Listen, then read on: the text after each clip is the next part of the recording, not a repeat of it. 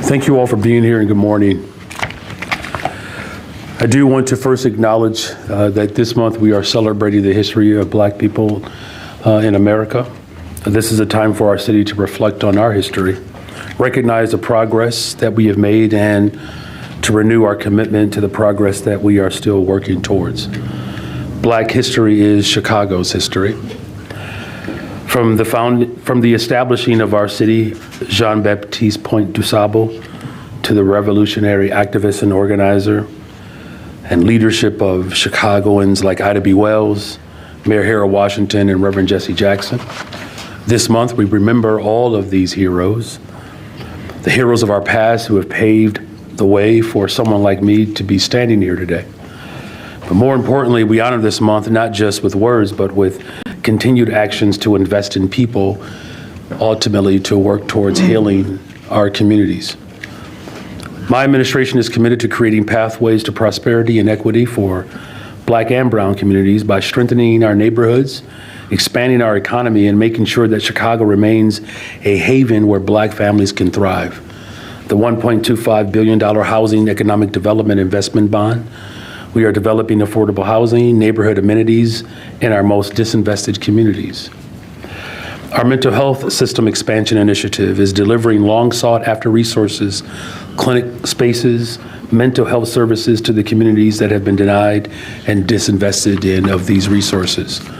Our policy changes and legislation that is uplifting workers, including the One Fair Wage Ordinance and the expansive paid leave policy, are ensuring that Black workers are paid fairly for their contributions to our city and are empowered to balance their work and personal lives. Our investments in youth employment are creating tens of thousands of job opportunities for young people between the ages of 14 and 24, particularly from the south and west sides of Chicago. This is certainly helping to make our city become better, stronger, and safer, and more equitable. This Black History Month will let us remember the vital importance of diversity. Diversity is the acknowledgement that our nation is an incredible space for the globe to have varying life experiences and perspectives that carry a richer, more vibrant society. In Chicago, we honor our city's diversity, and we will always remain an inclusive city. And with that, we'll take questions. Mayor, good morning. Good morning. It's good to see you again. Good to see you. I'm wondering on two fronts if you can give us an update. I know your corporation counsel is here. The latest on your thinking of traveling to Washington, D.C., and any new ICE numbers you can provide for us on detainment and arrests since we spoke last. There are no updated numbers around detainees or arrests. The conversation is still ongoing as far as what has been requested of me and 3 other cities. Mary? Good morning, Mary Richardson, Laurie, Corp Counsel of the City of Chicago. With respect to the Oversight Committee's invitation, we are in active discussions with them relative to the content of that invitation. And I don't want to divulge those conversations, but rest assured, we are discussing their request. And do you have a timetable on when you might know? I don't, but we will be reporting that out once we do. Great. And Mayor, if I may, on one other topic, it's kind of gone off the radar for a little bit, but can you offer us an update on the discussions with the Bears and the stadium? Where do things stand at this moment in time? Well, we're still committed to making sure that the Bears stay in the city of Chicago. That's my goal. I trust that's the goal of many others. The Bears and that organization has expressed a commitment to remain in the city of Chicago. Those conversations are still ongoing. Look, there's a real opportunity for us to develop the lakefront. The infrastructure needs that we have there were pre-existing to the proposal that the Bears have put forward. The infrastructure investment is really about not just making the ingress, egress more palatable for the top tourist location in the state of Illinois, but it also allows us to develop that area and to build real economic advantages for West Side, South Side communities. The type of infrastructure investment that would create the jobs that would be not just to develop and transform the lakefront, but long-standing jobs. We're talking conservatively $8.1 billion of income, 43,000 jobs for the entire region, 24,000 jobs just for the people of Chicago. And that is just merely centered around the infrastructure that's separate and apart from the Bears paying for their own stadium. Those infrastructure needs are there regardless, right? And so I think it's important to note that the stadium would be paid for by the ownership along with visitors through the hotel tax, which is structured through ISFA, which are dollars that are solely there to build stadiums. Dealing with the debt on the asset right now that is depreciating is something that we have to deal with as well. All that is a part of the proposal. Again, there are conversations that are ongoing around, again, the stadium in and of itself, which is solely paid for by the McCaskey family, Bears ownership, and then the infrastructure needs that have been there long before even this proposal has been put forward.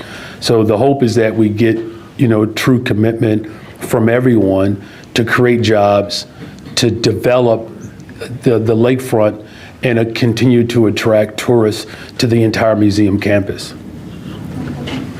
Good morning, Mayor. Good morning. A conversation we've been having in our newsroom, and I'd like to get your thoughts on it, is, from the top down over what's been happening over the past couple of weeks, does it change the meaning of what it means to be a sanctuary city? Does it mean less with all that's been going on? I've said this before. The goal of the Trump administration is to get us to surrender our humanity.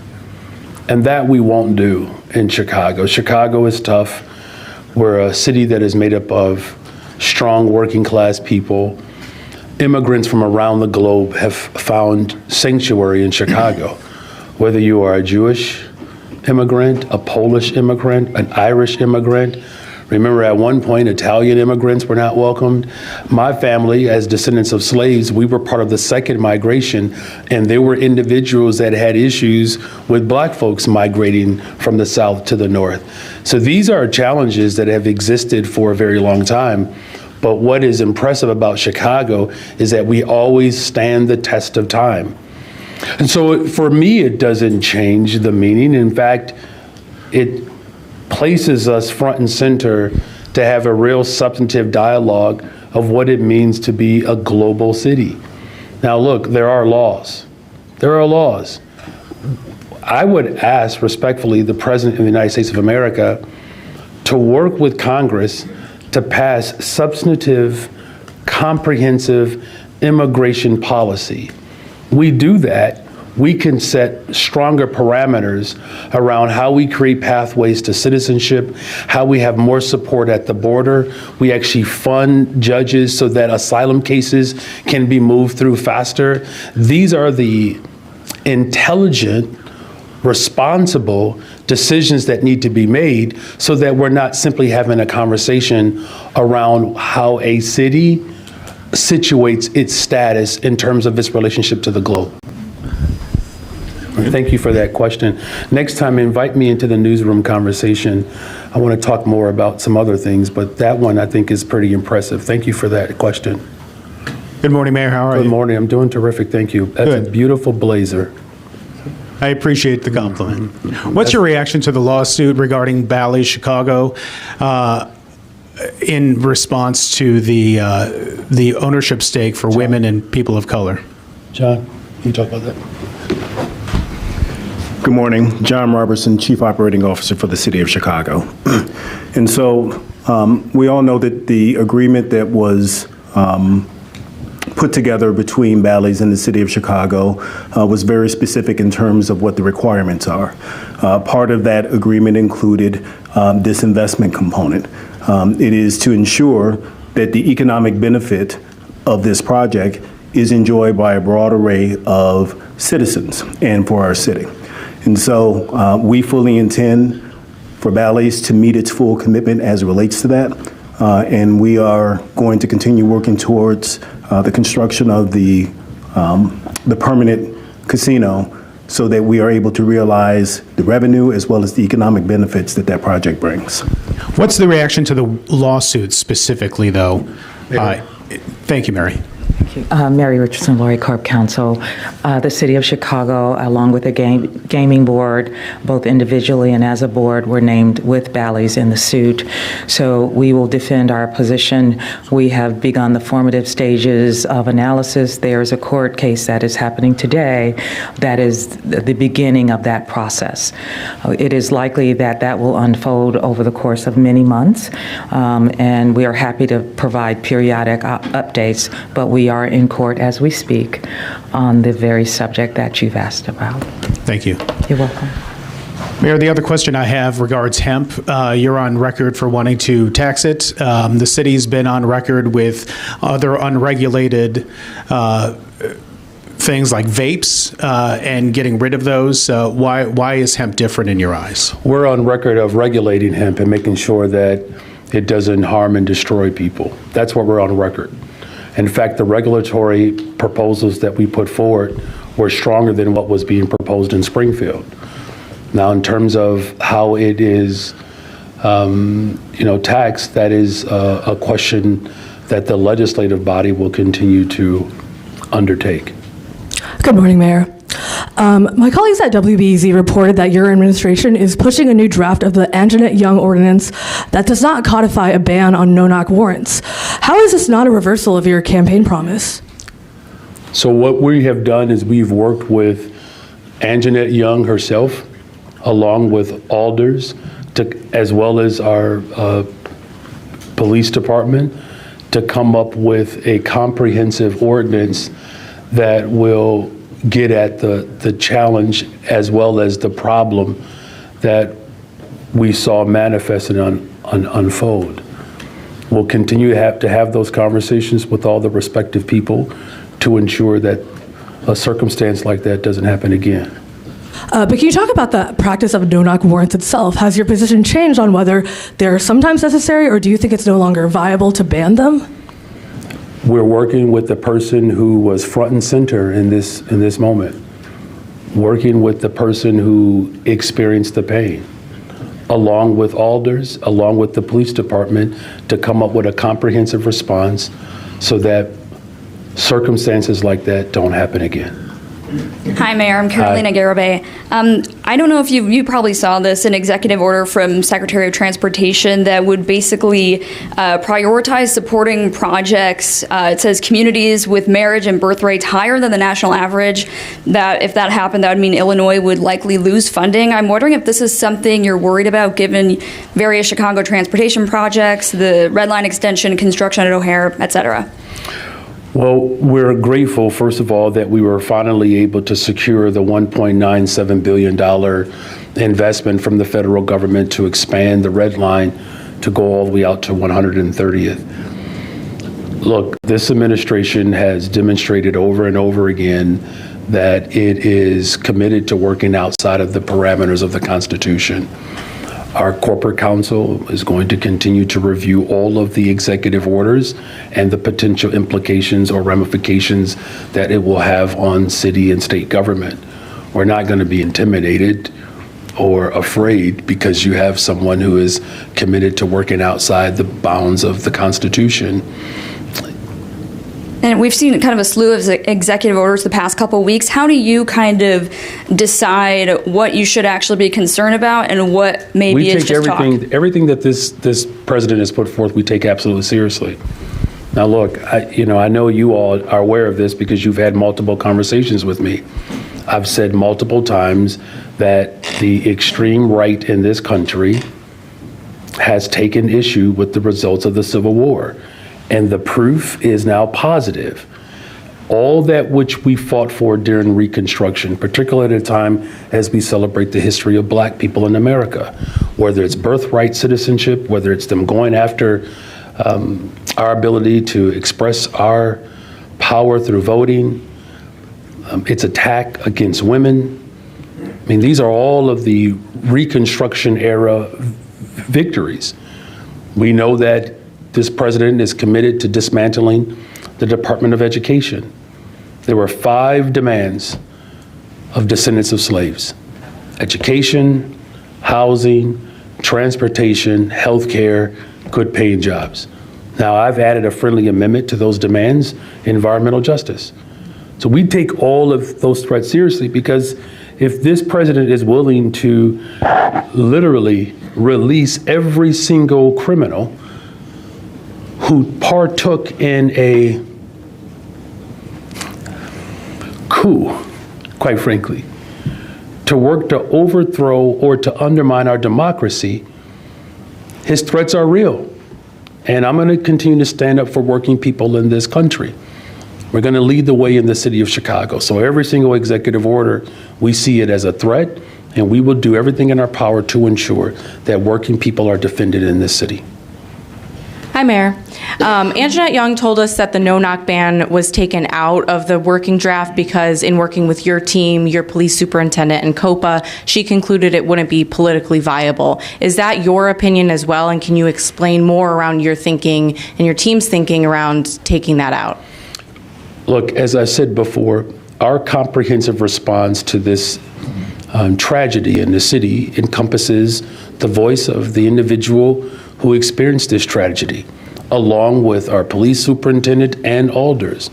All of us have to come together to recognize that we have to respond to something that was harmful.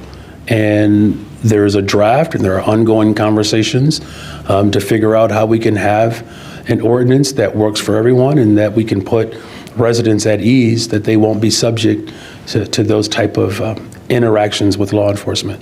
And if it's not included in the ultimate draft or ordinance that gets passed, do you still think a no-knock ban warrant is a no-knock warrant ban is necessary in the city, or is that just not something that will be needed after the reforms in the current ordinance? Well, we're going to continue to work through the draft. What I will say is we want to make sure that the interactions that the residents of the city of Chicago have with law enforcement are interactions that build trust and exemplify constitutional policing. That's the ultimate goal here. We're going to continue to work with the police department, alders, Miss Anjanette Young, and she's been very courageous throughout this entire process. I'm very much committed to ensuring that these interactions between residents and law enforcement are constitutional interactions and that we don't exacerbate distrust and harm. Hi, Mayor. Taxpayers are being asked to pay $1.25 million to compensate the family of Dexter Reed. The settlement also includes unspecified reforms on pretextual traffic stops. Do you think the use of pretextual traffic stops needs to be curbed, and what types of reforms are needed? Well, there's not a question of whether or not if we need reform. I believe everybody's committed to that. That's why we've been working collaboratively around establishing constitutional policing through the consent decree, from trainings to making sure that there's better supervision, closing cases. But as far as the particular ask, Mary? Mary Richardson, Laurie Corp Counsel. We are under judicial seal relative to any terms associated with that particular matter before the court. It is inappropriate. Indeed, it is not allowed for us to speak about any terms under discussion and before the judge. We are prohibited. So there's nothing that we can say here in terms of the terms of that, any potential settlement, and anyone who does say it, who is in my position, would be violating a court order. I will not do that. Mayor, you also said at a WTTW town hall event last night that... You were there? I was not there, but tuning in, that brings... You did tune in. Check it out, Heather. Your ratings just went up. You said there that Bring Chicago Home must be passed. You know, how will you take that issue to voters again? How will you tweak that message to maybe gain more support? And what's your timeline for maybe trying again? Well, look, that's not my decision alone. I'm just simply saying it's good public policy. That's all.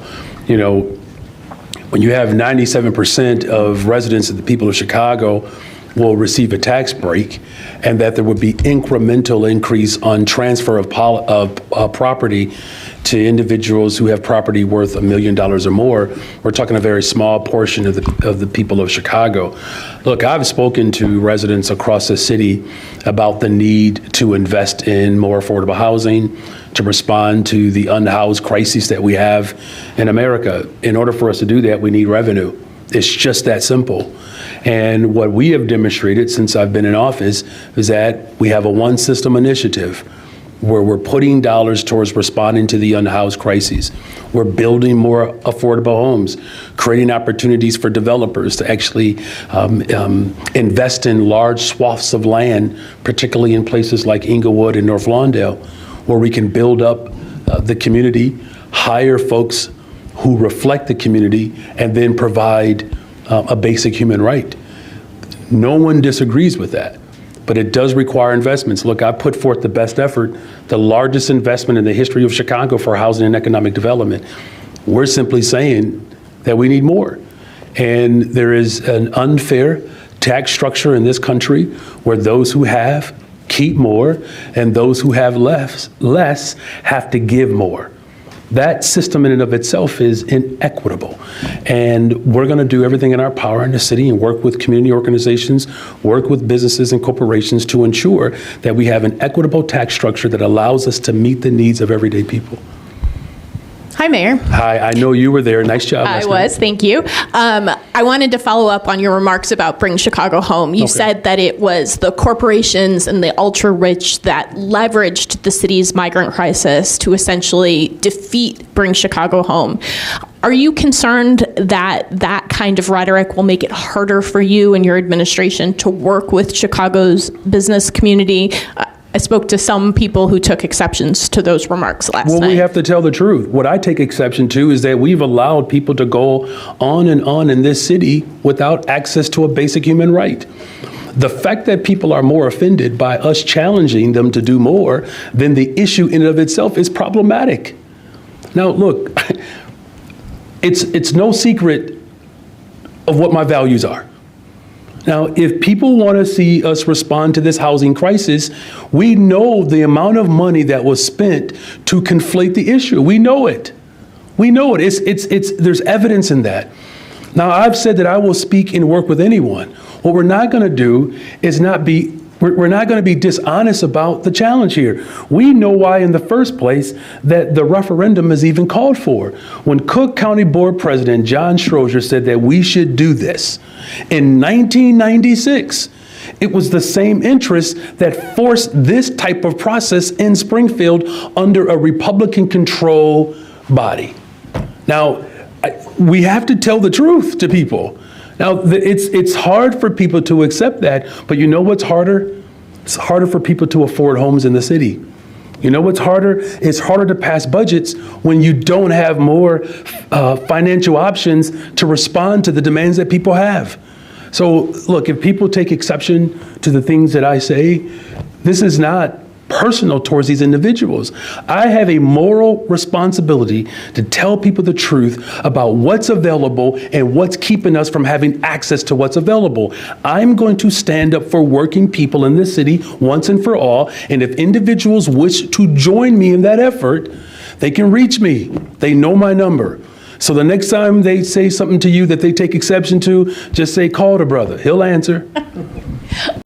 Shifting topics, Governor Pritzker issued an order through the state's Department of Human Resources that those who had participated in the January 6th insurrection should not be offered state employment.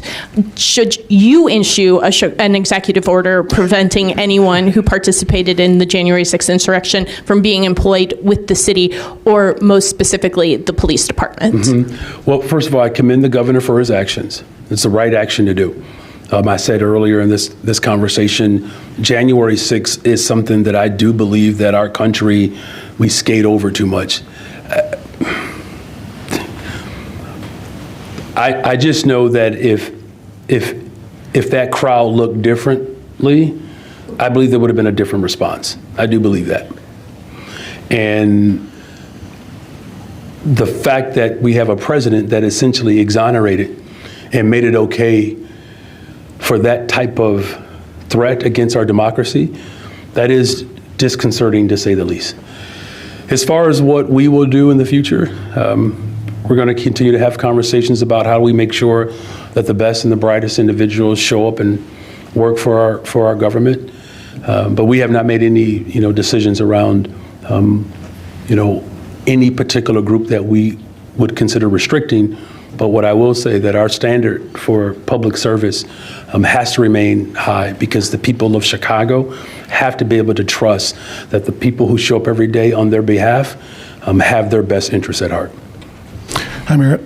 On Bring Chicago Home, like for the remainder of your first But term. apparently, this really provoked folks. Go ahead. That's all right. Well, I mean, because you're describing why it's important, right? But Yeah. you haven't, I don't think you're committing to, will you seek to a resolution at City Council like you did last time to put it on the ballot so that it actually is before voters? But again, that's not a measure that I will go into in isolation. That's a conversation that we have to have with advocates and other city council leaders.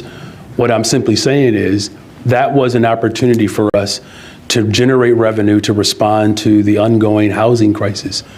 And I think if anybody knows anything about me, I certainly didn't get here by taking a shot and perhaps getting even a setback and then giving up. I mean, you all were there from the very beginning as a community organizer, as a union organizer, as a public school teacher. Administration after administration pushed back against the measures that I thought were important. You know, I took arrest in this building, blocking elevators, because I wanted to make sure that the voiceless had their voices heard. Right? There are individuals that I'm working with, and I took arrests at their particular corporations. You know, so all I'm simply saying is that because we take a hit, we don't crumble. We don't respond obsequiously. You know, we respond with a level of boldness that gives people confidence that we're not going to end our effort to build a better, stronger, safer Chicago simply because we took a hit. The Bears deal that you were describing before, you know, it requires on $2.4 billion in public subsidies.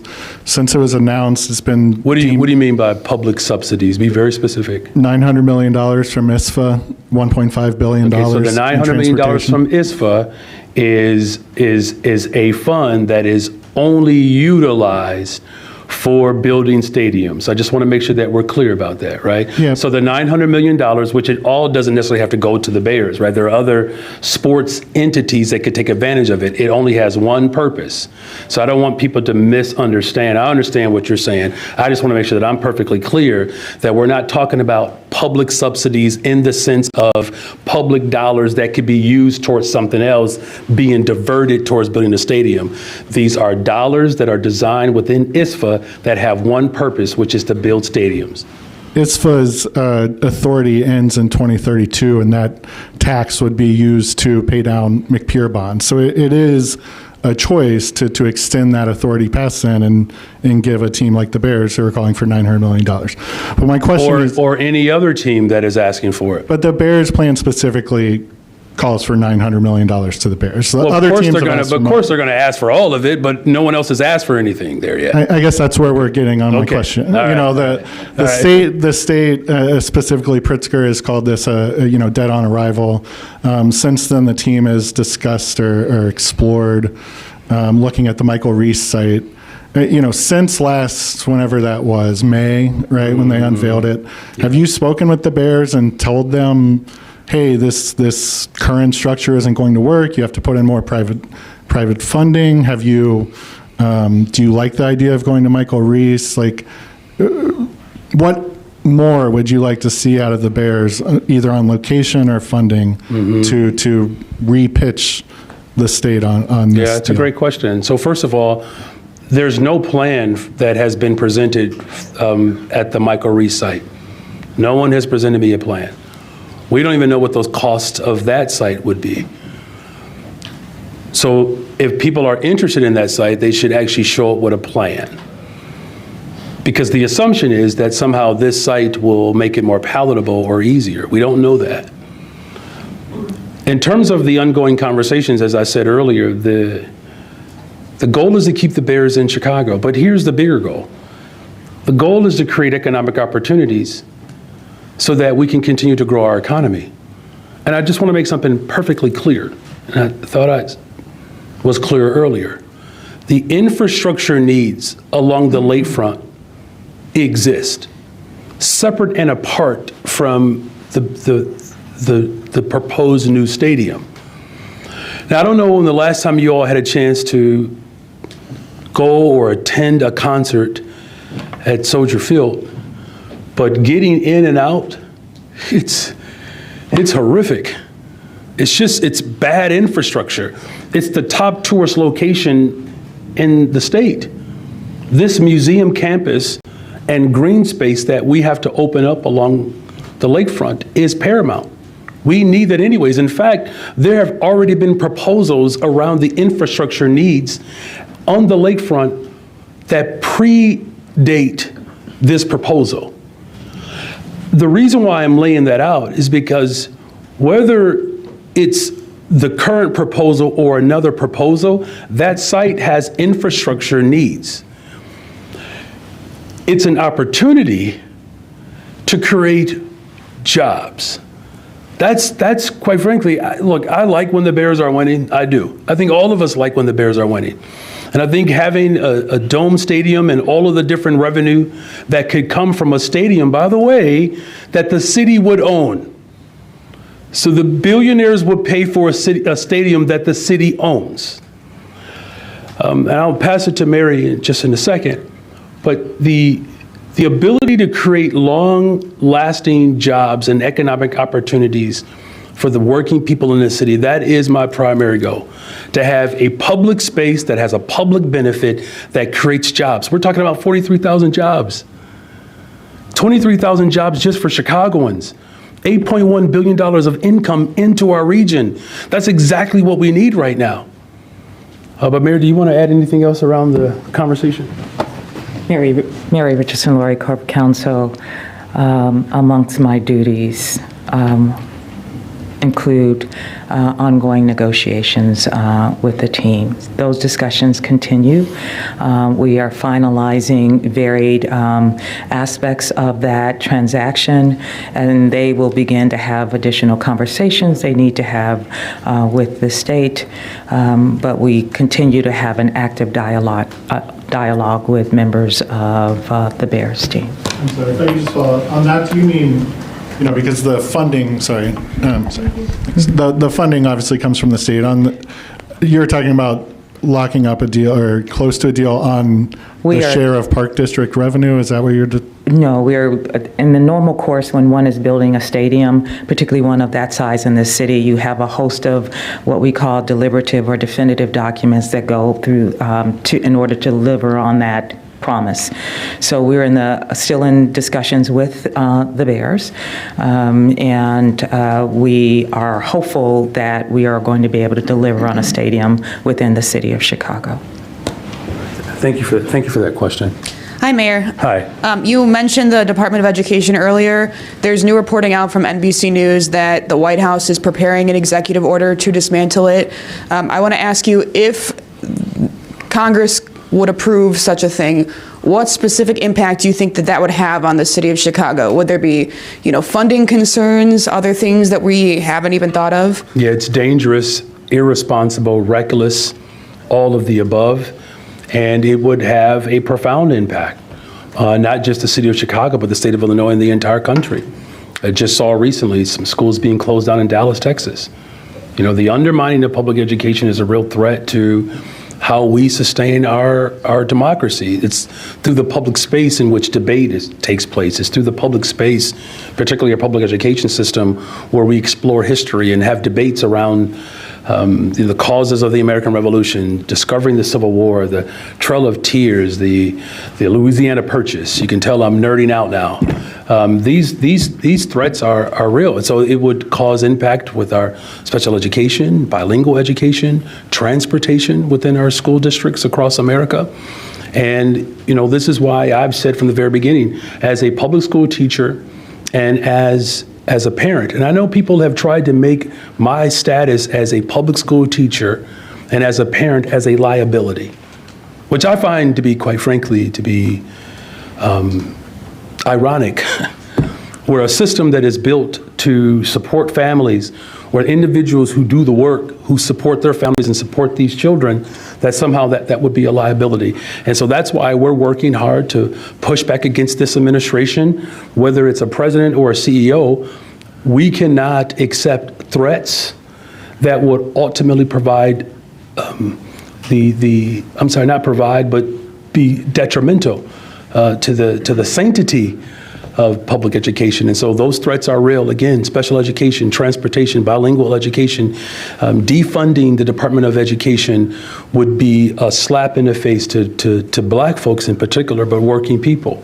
I've quoted W.E.B. Du Bois before. Public education at the expense of the state, particularly in the South, after all, is a Negro idea. It was one of the major demands of descendants of slaves. And so this is what I'm saying. This president, this administration is dead set on relitigating the Civil War. There's a clear distinction here. Either you support the Constitution or you do not. And it is very clear right now that President Trump, as well as any of the individuals that support his existence, are obviously working on the outskirts or out of bounds of the Constitution. And switching gears just a little bit, this afternoon, President Trump is set to hold a press conference with Prime Minister Netanyahu. Given that's happened today, I want to ask you about the artwork that was at the Chicago Cultural Center that aldermen have asked, to have it removed, saying it's anti-Semitic. Can you give us an update on where that stands? And we're also... Yeah, that hearing is happening right now. So, I mean, if Commissioner Hespeth were here, she could give you more details around that. Like, look, tomorrow I'm going to be visiting an art exhibit in celebration of Black history. I've seen very provocative artwork that depicts slavery. I've seen artwork where a noose with the colors of the American flag were gripped around a Black man. Very provocative. And I think it's important, particularly at a time when history and culture is being threatened and undermined, that we don't find ourselves exacerbating the attempt to silence the voices of individuals that speak their truth through their lived experiences. So there's a conversation that's happening right now where individuals, even within the Jewish community that were a part of this art structure, are laying out the perspective that art brings to this political season. And to have any discourse shut down is something that we should be very wary of. Mayor Johnson, the last time I was here, I asked you about keeping Chicagoans safe from violent migrant crime. You said, quote, "Not my job." Since then, 63-year-old George Levin was brutally beaten to death. 2 illegal aliens have been arrested, charged in this crime. They were driving a luxury Lexus. If you don't mind, I would like to ask my question, just like everybody else gets a chance to do that. They were driving a Lexus, living in a $2,000 a month apartment. One of them had just been literally taken in for questioning and suspected of trying to lure a 13-year-old girl into his Lexus. The question is, these are obviously crimes that have occurred as a result of Chicago's sanctuary city policies. Is this why you're afraid to testify before Congress on this issue? Well, first of all, let me just start off by saying I did not say it was not my job. The question was asked around the federal agents, particularly ICE, and their responsibility to deport individuals that have been detained by ICE who have been not just charged but convicted of a crime. That is deportation policy that is set by the federal government, and we will not interfere with that. So in that aspect, that is the job of the federal government to deport. Now, in terms of criminal activity and crime, period, that is the work that our police department will continue to lead on, regardless of anyone's immigration status. If you commit a crime in the city of Chicago, we will hold you accountable. And in this instance, these individuals have been charged, and I fully expect that they will go through the legal process in this country, and by their peers or by a bench trial, these individuals will be held accountable. Look, As violent crime continues to go down, not just in Chicago, but around the country, it doesn't mean that we should pat ourselves on the back. There's a lot more work that we have to do. I have not met anyone who does not want to have safer communities. No one. No matter if you live on the north side of Chicago or the southeast side of Chicago, we want safer communities. And that's why my administration is fully investing in our communities, because we know that safe communities around America, around this country, the one thing they have in common is they invest in people: education, housing, jobs, healthcare, transportation, environmental justice, creating opportunities for our young people. We've hired, almost 28,000 young people. We'll hire up to 29,000 young people. In the neighborhood that I live in, as crime has gone down in Austin and job opportunities have gone up, there's a direct correlation. The more opportunities we create for people, the safer we'll be. And individuals, whether you are born in Chicago or not, if you commit a violent crime and we find you, you will be held to the highest standard of accountability. Yet you've clearly told the Chicago police that they should not cooperate with ICE, that they should not do anything to prevent these violent, repeat illegal alien offenders from rape, rob, No, murder. that's not the case. What we've said based upon the ordinance is that we do not interfere, we do not obstruct, but we do not, local law enforcement will not dub as federal agents, that there's a clear separation there. That's the only thing that this ordinance essentially lays out. And so it's not a matter of the police department not going after violent criminals. In fact, we just had a graduation yesterday where we promoted more detectives. Our clearance rate continues to get stronger because we know as one act of deterrence is to actually solve crime. But that's not the only way in which we build safe communities. Look, you have to be holistic. I understand this very petite, narrow approach towards governance. Government is bigger than that. It has a full responsibility to ensure that people are healthy and strong and taken care of and educated. When we do those things, we have less violence. Here's what we should be more concerned about. While we're talking about undocumented individuals, do you know how many illegal guns come through Chicago? That's what the President of the United States of America can help me with. Let's stop the illegal flow of guns that are on the streets in America. Some of the most violent cities in America are in red states. We're not even in the top 80, city of Chicago. Now, look, I'm not saying that there isn't more work to be done, but this characterization that somehow the city of Chicago and places like Chicago are the most violent cities in America, I would implore you as a public school teacher, go check out the top 25 most violent cities in America, and then come back to me and we can talk about it. Thank you. Craig?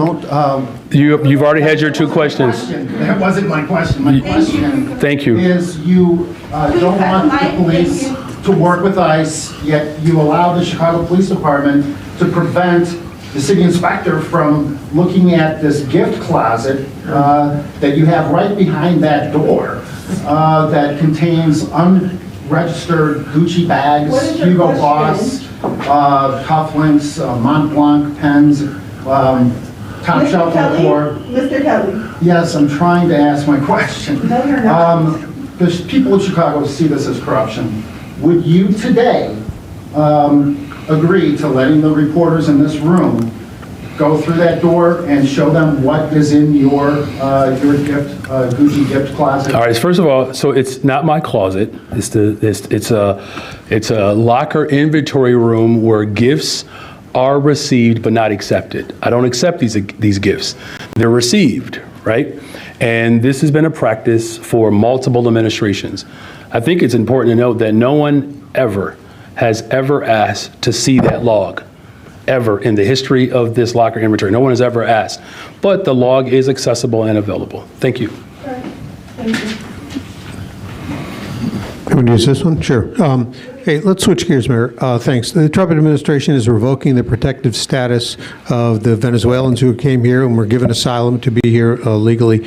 Given the fact that the city has spent, what, $150 million plus on helping them, clearly they seem to be wanting to target these people for deportation. Do you feel this is also kind of a shot at sanctuary cities like Chicago who would help them? Well, it certainly is another attempt to create fear and division. But I'll turn it over to Beatrice. You talk about the TPS. Can you speak to that? Good morning, Beatriz Ponce-Leon, Deputy Mayor for Immigrant, Migrant, and Refugee Rights. We just learned that there's this possibility, has not yet been published in the Federal Register, that TPS will be revoked and no extensions allowed. What that would mean is that there's a group of Venezuelans in April that would lose their status, and then another in September. I know that nationally groups are looking at ways to support this, to support the Venezuelan community. But we also have to note that there's been a pause on the refugee program as a whole. So beyond the Venezuelan community, this is going to potentially impact other refugee communities as well. In Chicago, what we recommend, and really across the country, is for people to get legal counsel now so that they understand their status, how this could impact them, and be prepared when the change happens. The Illinois Coalition for Immigrant and Refugee Rights has a central hotline that really has become the main resource for folks. And if anyone, whether it's for themselves or a loved one, can call that. The number is 855-435-7693. So if they are concerned about their status and their work permits, this is the time to get that legal counsel. If I can follow up with you, though, Beatrice, do you feel like this is a slap in the face to all the people who worked so hard to help these people get assimilated here in Chicago and move on?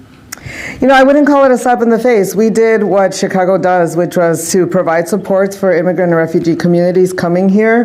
They have already begun to become part of Chicago. They are Chicagoans, and just like immigrant groups and other refugee groups in the past, will find their way. Certainly, it is a challenge to these communities, and it is something that many of us who are supporting immigrant and refugee communities will continue to look at and monitor. Thank you. And Mayor, if I can go back to just the whole committee in Washington. Obviously, you have expressed a strong support for and no intention of wavering from your support for sanctuary cities. It appears that you're going to force them to subpoena you to go as opposed to voluntarily going. I mean, why not just voluntarily go and make your case to the American people before the Congress? Well, as I've said, and as our corporate counsel has indicated, there are ongoing conversations. This is not just simply about testimony. If you look at the entire scope, Mary, I believe I'll get this correct, the entire scope, there are documents that they're asking for. There are other mayors that they are asking to have these conversations with. I have a pretty strong relationship with Mayor Wu in Boston. She just gave birth, right? I mean, there are other circumstances that exist here that we're coordinating with 3 other cities, because again, they didn't just ask for the city of Chicago. They didn't just ask for me to show up to testify. There are a series of documents that they are requesting, some of which our corporate counsel can speak to. But this is really not about, I don't believe this is just simply about sanctuary cities. This is really about our democracy. It is.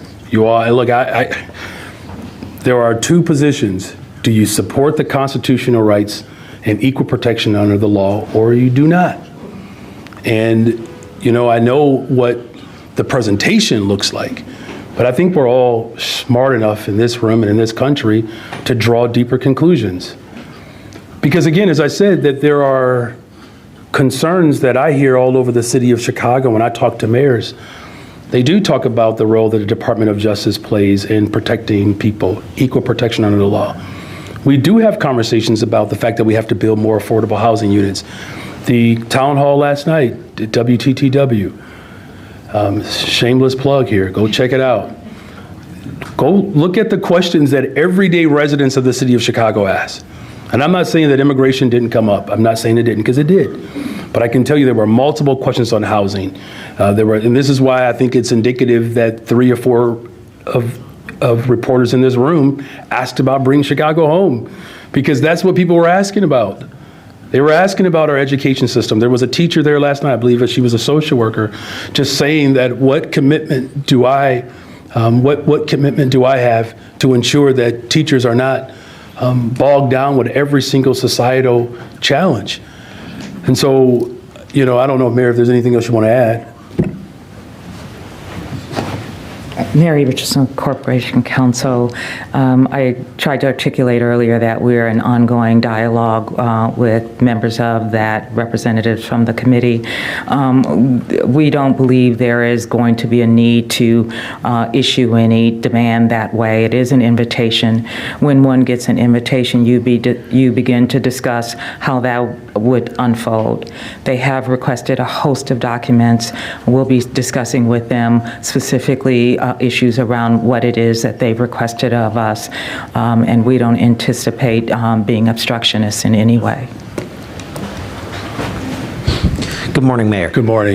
Your administration told the Inspector General that it wasn't practicable to allow them to view that inventory room as you just described it. And she had told me that it was practicable to just allow them immediate access. Can you talk about why it was not practicable to allow the inspector to view that room? All right, I'm going to do my best to try to break this down as simplistically as I possibly can. You just can't come to the 5th floor demanding to roam the 5th floor. The FBI can't do that. Just can't do that. And there are people in this department, I want to make this point absolutely clear. And the history of the city of Chicago, whether it's the OIG or any other individual, has ever asked to see the book log. Just by show of hands, how many of you in this room knew that such a room existed prior to this? Just by show of hands, just look around. No one in this room ever heard of such a room. Now,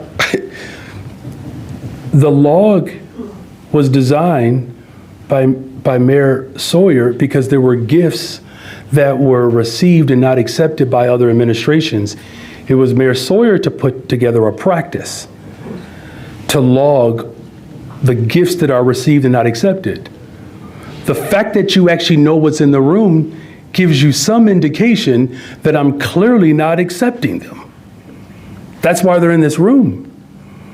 Now, I'm going to turn it over to our corporate counsel. There is a process. All of you understand process in this room by way in which you can access the 5th floor or anything that is designed for the public. Now, why did these particular individuals show up on this particular day for the first time in the history of Chicago to seek out this room that I have not even seen? I don't know their motivations. I'm simply saying is that there is a process. Mary? And if I may add while Mary's walking over there, the Inspector General argues that the law is on her side in allowing her to show up unannounced and force you to cooperate with an investigation if it is practical, as she had told me. If you guys could just open the door, that would be like the practicability standard that you should follow. Mary Richardson Laurie Corporation Counsel. I won't lean into the characterizations that you've proffered in terms of whether or not she said it was normal or proper, etc. Let's talk about, because having 2 people show up is not within my experience, and many of you may know, I've been around for a bit. That's never happened. It would not be normal. Indeed, it's inconsistent with how one would conduct such an act. But let me focus us on what we will be doing going forward, because that is going to be the normal. When gifts are provided, every mayor, and I've been affiliated with many, but every mayor receives gifts from people who visit, dignitaries who visit from other countries, people who are in communities who believe they ought to acknowledge the mayor and his good work. by giving them gifts. Typically, the way that works is that is then brought back to the hall and it is placed in a log. Sometimes you don't know who that person is, and it will list, say, unknown. Sometimes you do. We're going to make sure that we have a process that acknowledges the date that it came in on, to the extent that we know it, who gave it, and their affiliation. For this room, you should be aware that those logs are going to be posted publicly. It's not going to be a question of individually departments or those who feign a version of investigation having access to it. All the public should know. And so those things are going to be posted publicly so the public knows there's on this list of gifts what came in. Sometimes the items are perishable, so there will be language that will include those will be redistributed. Sometimes when you receive certain categories of gifts, it's more appropriate to then, for the then sitting mayor to consider nonprofits to re-gift those to. That will also be part of the what will be published going forward. What will also be published going forward is a video of what the space where these items are kept. Some of you may discern, particularly those of you who've been around for a while, sometimes a mayor will receive a very large picture or a very large piece of art. Those would be on display. That will be captured as well. That will be part of what is provided to the general public. I'd like to take a little bit of this bluster out of the air and refocus us on what will be the procedure that we're using going forward. The law procedure, as the mayor properly articulated, dates back to Mayor Sawyer. Mayor Daley had a version of that, and certainly Mayor Rahm, Mayor Lightfoot, Mayor Johnson will continue with that concept, but we're going to best it and move it further to make it available for the public to see with a video of the space so that everyone has access to see the kind of things that are received by every mayor, any mayor, when they're in the role. Understood, and I'll pass it in a second, but I just, to clarify, when you said about the identities of gift givers, I know that the IG had raised issue with a large number of those gifts not having a giver. Are you saying that those are situations where you don't know who they are? Typically, may I give an example of what happens? You have the mayor's out at a site, and he has staff with him. A person walks up and say, I really love your mayor. I'd like for him to have the following. They don't often identify themselves, so one of the things that we're going to be doing is making sure that the staff just ask the question, may I have your name, and get their affiliation. Sometimes that can happen. Sometimes it's a rush of people, and they receive the gift on the mayor's behalf, and the person doesn't identify themselves and walk right away. You will see, dating back to logs for time immemorial, there's a category, usually they'll just say unknown or not knowable or some variation of that because they don't know who's providing it. If conversely, there's a dignitary visiting from another city, in that instance, you often, or another country, you often know who it is and you can identify the name of the person, their affiliation, the date on which it was given, et cetera, et cetera.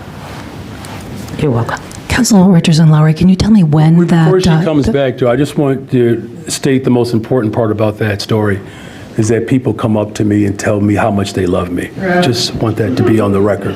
Please come on back, Mary. Sorry, just the question was when will those videos and those logs be posted publicly? We plan to start doing that next week. I'd like to say we'll be able to get to it this week, but there is a process. I recognize the bureaucracy doesn't move at the pace that each of you would like always, but that will begin next week. And if you'd like a notice of the effective date of that, I'm sure we can make sure that you get that notice. Thanks so much.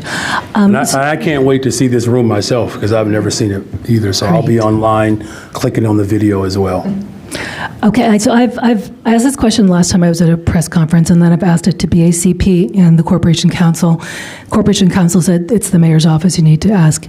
As we go forward with hemp legislation, I still am not clear on how the 2012 law that prohibits the non-pharmaceutical sale of any substance with substantially similar effects to cannabis-derived THC is allowed. It's not allowed. Anything with substantially similar effects to cannabis-derived THC is not allowed for sale in the city. So how does that make hemp-derived THC with, I can personally attest, very similar effects to cannabis-derived THC? How is that allowed for sale?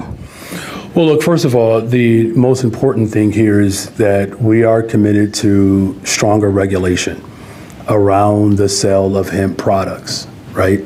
We are committed to that. As far as the specifics to the correlation or the connection between hemp and THC, that's why there are ongoing conversations with our law department, with the legislative body, along with individuals in the General Assembly that also believe in stronger regulations. Okay, my question is, and I'm told it's only the mayor's office that can answer this, why is THC derived from hemp not substantially similar in its effects to THC derived from cannabis? Well, Because it again, would make it completely illegal to sell, not in hundreds of places, every corner store in Chicago. It would be illegal to sell anywhere in Chicago if someone was following the law. again, I believe all of those efforts are being worked through, and there are ongoing conversations around stricter regulations and what a taxing structure could look like. So just to be clear, nobody in the city has been able to explain this, including law, BACP, or the mayor's office. Again, there are ongoing conversations around all aspects, and look, keeping people safe is most important. And I said this before too. This is not, a judgment against anyone. These are not necessarily items that I partake in. Same thing with the consumption of alcohol. Like I can tell you as a public school teacher, I've seen the harm, and there's stronger documentation on the harm of alcohol on young people than any of the things that we are discussing right now. I'm not minimizing this one, certainly not. I've told you all before I became a teacher, I was a part of the ounce prevention, that work that was supported by Diana Rauner. It's the one thing that me and the Rauners had in common, was educating young people around the peril and the harm of controlled substances. Look, our ultimate desire and goal here is to make sure that there are strict regulations around any substance that could cause harm. And as far as the conversation around this particular component that you're talking about, perhaps we can have a conversation with our comms director to see how we can provide more of an understanding around the specific element that you're raising. Thank you. Hi, Mayor. Hi. Put on a different hat now. What would you do if you were running strategy in D.C. for the Democrats to start changing the narrative, given that Trump acts so quickly on everything and the Democratic Party machine has a hard time, it seems, responding? What would your recommendation be? Well, I think part of what, what's laid out in your question is really the strategy that we have to be far more proactive of articulating our vision. What the Trump administration has done, as I've said last night on WTTW, the town hall there, I would encourage all of you all to go check that out, is that the President of the United States, I liken it to someone on the mound, and they constantly balk. This illegal, deceptive move to throw off runners in the batter.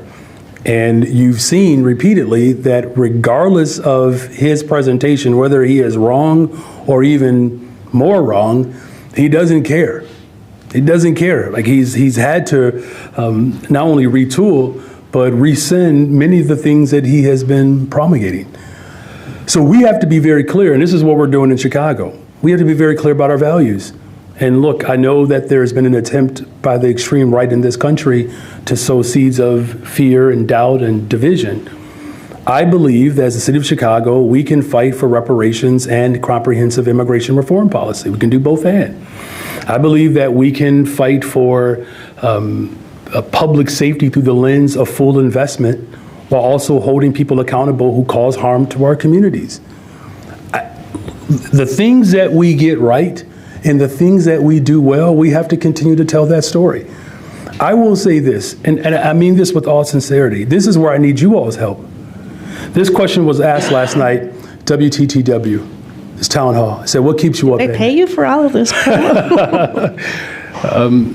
This is what keeps me up at night. It's the fact that people in the city do not fully know what's fully available to them. I need you all's help as we have these town halls, and they don't all have to be sponsored by, a particular public news outlet. But when we have these conversations around what's available for like we had a meeting just the other day ago in Austin about how we are going to work to spend the $432 million for the families who need support for the recovery of their homes, that the damage was caused by the torrential rainfall. Community participating. Now, by community participating, they now know that there's $432 million available. And then we're bringing in developers, particularly black developers, who can actually help get the contracts through an open process to be able to repair these homes.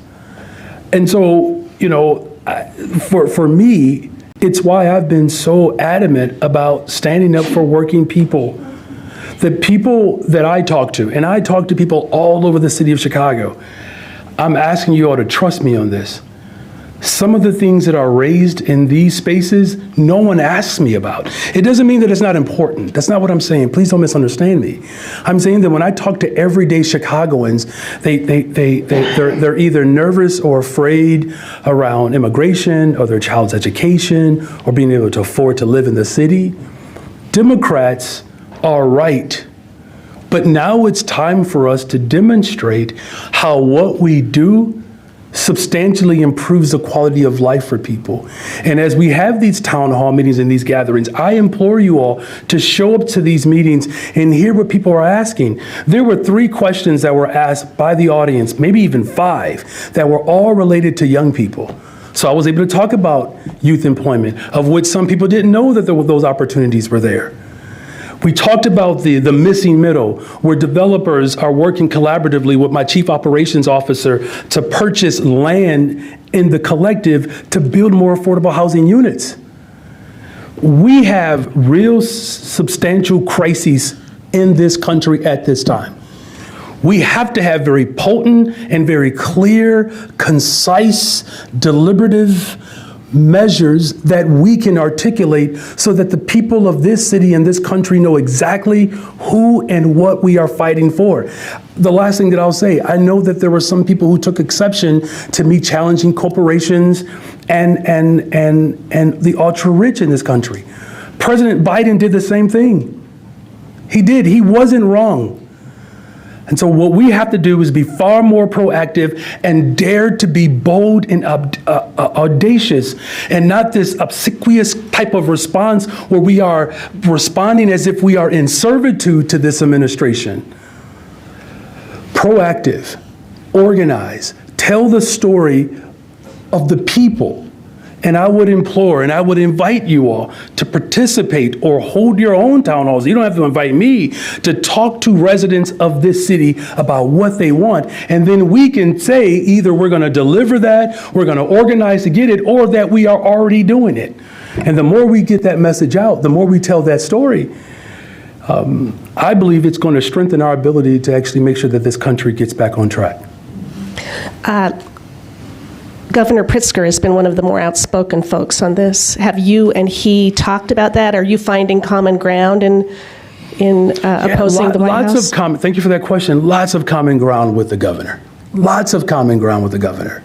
Does that mean you're talking more? Well, I think more is a relative term, quite frankly. And honestly, I'm not going to get in a back and forth. That's not how I operate publicly.